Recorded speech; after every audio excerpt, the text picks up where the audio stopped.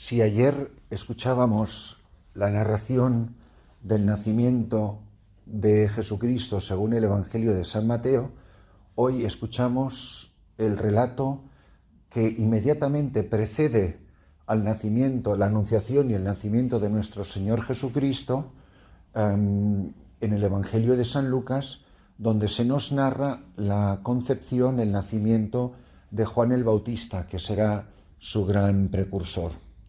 Es importantísimo escuchar este relato porque define los parámetros del fin del Antiguo Testamento y nos abre a la perspectiva de la nueva alianza, que comienza en su aurora con la Santísima Virgen María y en su plenitud con la concepción y el nacimiento del Hijo de Dios, nuestro Señor Jesucristo. Y así escuchamos este relato según el Evangelio de San Lucas, Lucas capítulo 1, versículo 5. En tiempos de Herodes, rey de Judea, había un sacerdote llamado Zacarías del turno de Abías, casado con una descendiente de Aarón, llamada Isabel. Los dos eran justos ante Dios y caminaban sin falta según los mandamientos y leyes del Señor. No tenían hijos porque Isabel era estéril y los dos eran de edad avanzada. Una vez que oficiaba delante de Dios, con el grupo de su turno, según el ritual de los sacerdotes, le tocó a él entrar en el santuario del Señor a ofrecer el incienso. La muchedumbre del pueblo estaba fuera rezando durante la ofrenda del incienso, y se le apareció el ángel del Señor de pie a la derecha del altar del incienso. Al verlo, Zacarías se sobresaltó y quedó sobrecogido de temor. Pero el ángel le dijo: «No temas, Zacarías, porque tu ruego ha sido escuchado. Tu mujer Isabel te dará un hijo, y le pondrás por nombre Juan. Te llenarás de alegría, y muchos se alegrarán de su nacimiento, pues será grande a los ojos del Señor. No beberá vino ni licor, se llenará de Espíritu Santo ya en el vientre materno, y convertirá a muchos israelitas al Señor su Dios. Irá delante del Señor con el espíritu y poder de Elías, para convertir los corazones de los padres hacia los hijos y a los desobedientes a la sensatez de los justos, preparando para el Señor un pueblo bien dispuesto». Zacarías replicó al ángel: «¿Cómo estaré seguro de eso? Porque yo soy viejo y mi mujer es de edad avanzada». El ángel contestó: «Yo soy Gabriel, que sirvo en presencia de Dios, y he sido enviado a hablarte para darte buena noticia. Pero mira, te quedarás mudo sin poder hablar hasta el día en que esto suceda, porque no has dado fe a mis palabras, que se cumplirán en su momento». El pueblo estaba aguardando a Zacarías, sorprendido de que tardase tanto en el santuario. Al salir no podía hablarles, y ellos comprendieron que había tenido una visión en el santuario. Él les hablaba por señas porque seguía mudo. Al cumplirse los días de su servicio en el templo, volvió a casa. Días después, concibió Isabel su mujer y estuvo sin salir 5 meses diciendo: «Así me ha tratado el Señor cuando se ha dignado quitar mi afrenta ante los hombres». Mirad, este pasaje nos recuerda cómo el Antiguo Testamento toca su fin. Es decir, el Antiguo Testamento ya no es capaz de ser el puente, el vínculo, la alianza entre Dios y los hombres. Es como las tinajas vacías de las bodas de Canaán, que ya no pueden contener el agua de las purificaciones. Son ritos vacíos, ritos estériles. La imagen de este hombre y de esta mujer, que es muy interesante, dice el Evangelio, eran justos. La palabra justo en el Antiguo Testamento, en la literatura bíblica, significa santo. Eran justos, eran santos a los ojos de Dios. Es decir, la esterilidad, que siempre era considerada en el Antiguo Testamento un castigo de Dios, la esterilidad de este hombre y de esta mujer no es debida a su situación moral, a su pecaminosidad, no es un castigo de Dios. No da la razón de dicha esterilidad, excepto porque Dios quiere hacer una obra extraordinaria. Pero no es un castigo a Zacarías, no es un castigo a Isabel. Y además no es por casualidad que nos recuerda, subraya que es anciana, que eran ancianos ambos. No solamente eran estériles por algún problema, digamos, médico, sino que además, para mayor dificultad, Isabel y Zacarías eran dos ancianos, es decir, es el Antiguo Testamento. Ellos representan algo que era nuevo, pero ha envejecido.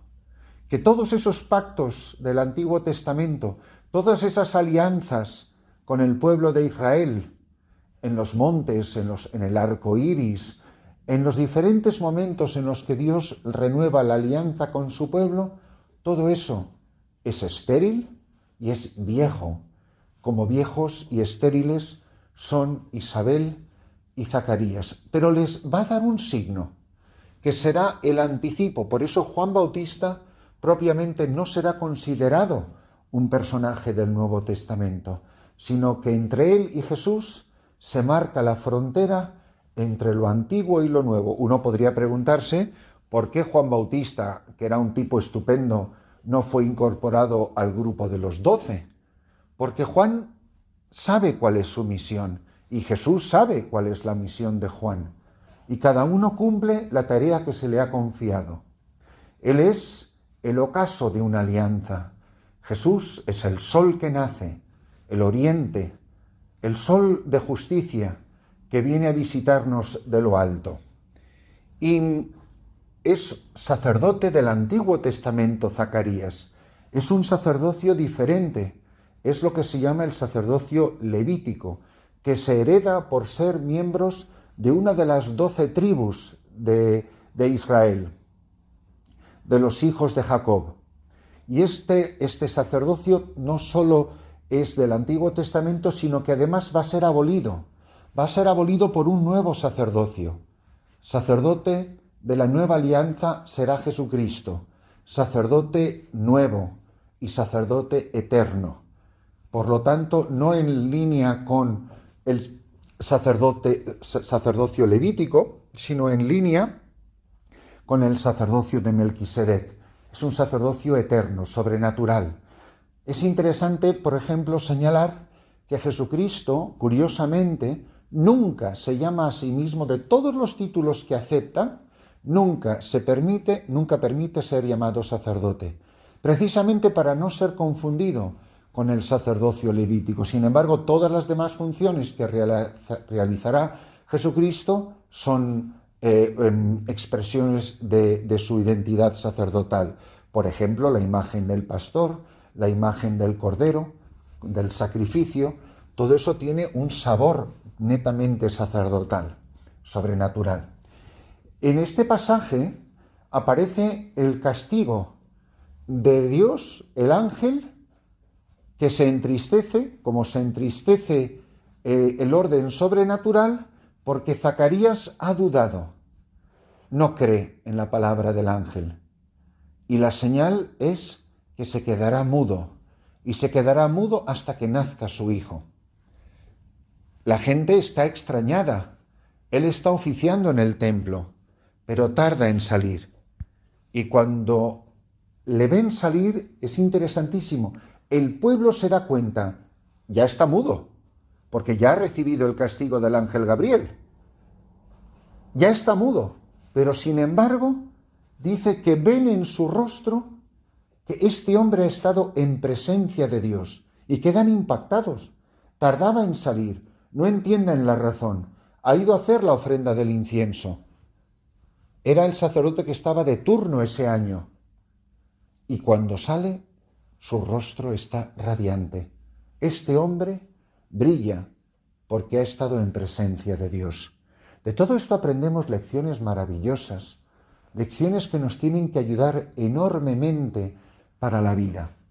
Y si somos capaces de vivir esto con seriedad, también nosotros, algo de esto tiene que quedarnos como lección de vida.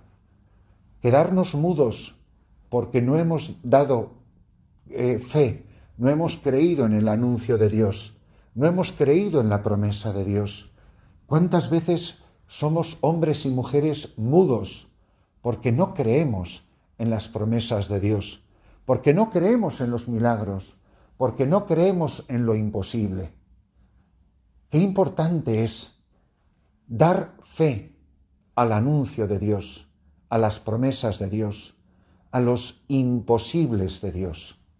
Pues, queridos hermanos, que en la celebración de esta Santa Misa, todos nosotros nos preguntemos, ¿doy fe? ¿Creo? ¿Dudo? ¿Confío? ¿Debería de renovar la confianza en Dios ante esas situaciones difíciles de la vida, en las que nos cuesta aceptar los caminos del Señor? Pues que en la celebración de esta Santa Misa, todos nosotros renovemos nuestra fe y nuestra confianza, y sobre todo este último pensamiento.